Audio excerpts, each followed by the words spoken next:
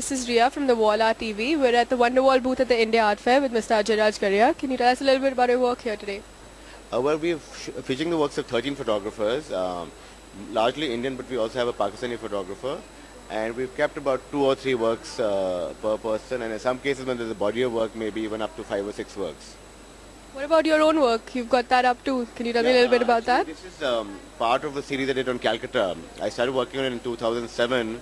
I finished it in about 2011, 2012, and I had a solo show of this work not earlier, but in 2012, mid-2012. These are 2 works from that series. Which incidentally we featured in Photo Story. But would you like to tell me about any of the other artists? This is Ambar Hamad, who actually I'm also doing a solo show of, and you featured in your in your first story. But this is part of one body of work, and there's another body of work called Glokul, which I'm showing. She was supposed to be coming to India for the art fair and for opening, but because of the border problems that we've been having, she could not get a visa.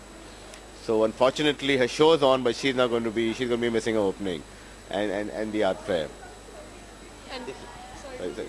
I said this is Prabodh Das Gupta, who passed on recently in August of 2012. So this is actually just work from the gallery collection, and we've shown it, but it's not for sale. It's just to kind of honor his memory, so to speak, because I thought he was one of India's greatest photographers. So I just wanted to honor him.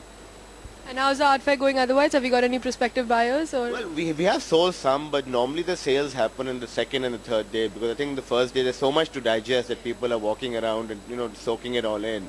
So I think by today evening, or I think actually tomorrow is when you'll actually start selling. We have sold a little, but of course not much. But tomorrow we expect things to sell a lot, because there's been a lot of interest generated, and you can tell that some of it is going to materialize into an actual sale.